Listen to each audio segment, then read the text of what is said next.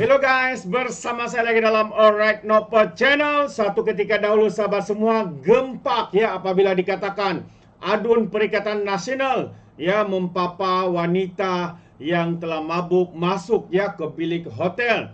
Dan apa yang berlaku seterusnya adalah wanita tersebut telah membuat laporan polis dan mendakwa beliau telah dirogol. Jadi ini antara perkara yang amat-amat mengejutkan kita sahabat semua. Dan hari ini pelaku kepada kes rogol ini telah pun disahkan oleh mahkamah ya, dijatuhkan hukuman selama 13 tahun kerana membuat perlakuan yang menjijikkan itu sahabat-sahabat semua.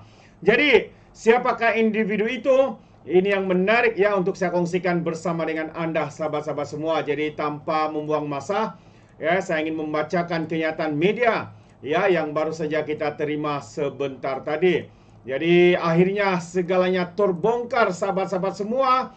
Kisah adun Perikatan Nasional papa wanita mabuk ke bilik hotel.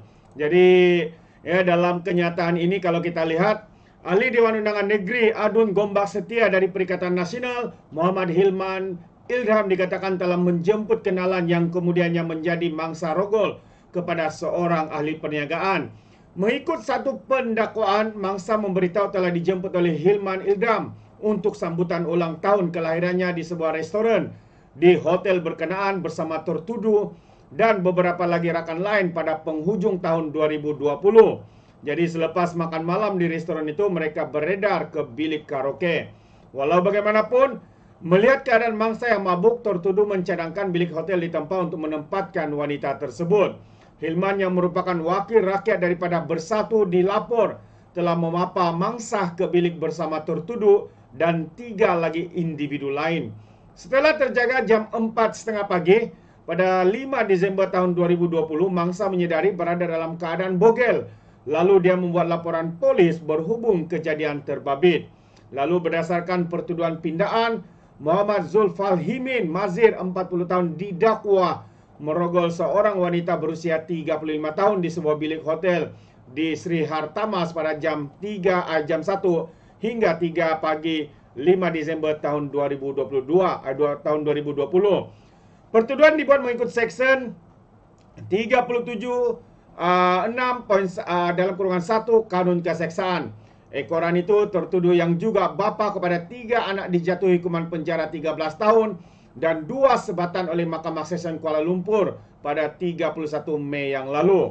Jadi Hakim Nur Hasnia Abdul Razak menjatuhkan hukuman itu selepas mendapati pasukan pendakwaan berjaya membuktikan prima facie, sementara pihak tertuduh gagal menimbulkan keraguan akhir kes pembelaan.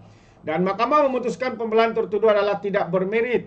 Lapor bersinar harian memetik keputusan hak penghakiman yang dimuat naik dalam sistem kehakiman pada 25 Julai yang lalu, 3 hari yang lalu ya.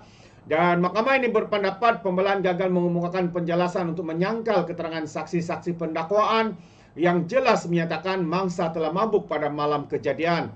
Semasa pemeriksaan balas, tertuduh juga mengakui bahwa mangsa tidak pernah mengatakan ingin bersetubuh dengannya, kata hakim itu. Beliau berkata tindakan mangsa yang mengajak tertuduh menemaninya pada malam kejadian tidak boleh secara otomatis dikatakan bahwa wanita itu merelakan untuk melakukan hubungan seks dengan yang tertuduh. Susulan itu jelasnya mahkamah mendapati keterangan pembelaan tertuduh bahwa dia tidak merogol mangsa adalah satu penafian semata-mata. Katanya mahkamah berpendapat kesalahan yang dilakukan ialah serius dan keji kerana Muhammad Zulfal Himin mengambil kesempatan merogol ketika mangsa mabuk. Menurutnya, hukuman terhadap lelaki itu hendaklah memberi amaran tegas kepada masyarakat ya supaya kesalahan sebegini tidak berleluasa. Dan hakim berkenan berkata, mahkamah juga berpandangan bahwa kepentingan awam menuntut mahkamah mengenakan hukuman yang berat sebagai ganjaran. Jadi itu antara kenyataan ya daripada Harapan Daily sahabat-sahabat semua. Akhirnya semuanya telah pun terbongkar. Keputusan mahkamah telah pun dinyatakan bahwa individu ini telah pun disabitkan bersalah ya kerana membuat satu perlakuan yang menjijikkan kepada seorang individu. ya, juga rakan ya kepada apa ni rakan kepada adun Perikatan Nasional yang dijemput akhirnya menjadi mangsa kepada kerakusan dan kejijikan ya bekas pegawai Hilman ini. Kalau kita lihat satu kenyataan media lagi di Malaysia kini, bekas pegawai Hilman disabit kesalahan rogol 13 tahun penjara.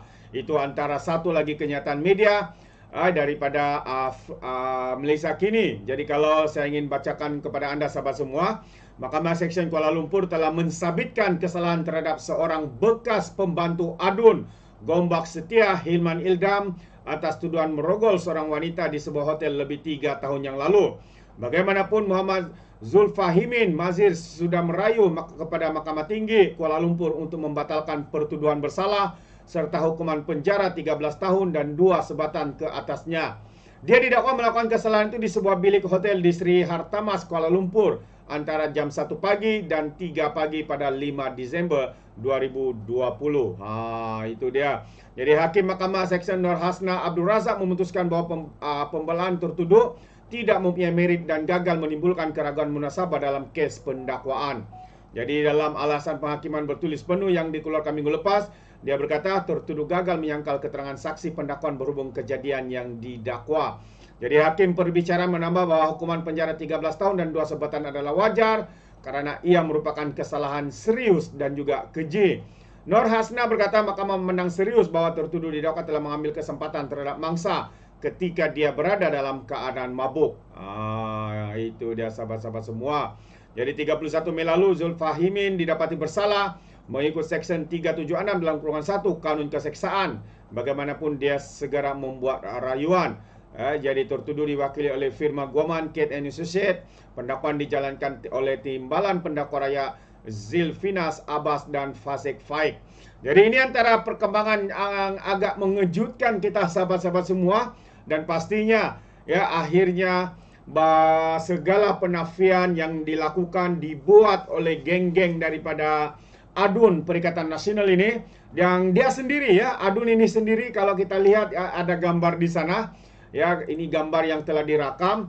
Ya, beliau memapa wanita itu mabuk ya, yang telah mabuk masuk ya ke sebuah bilik hotel dan ketika itulah ya dikatakan mangsa ini telah menjadi ya mangsa kerakusan ya daripada individu ini yang telah pun dikenakan hukuman penjara 13 tahun dengan 2 sebatan sahabat-sahabat semua.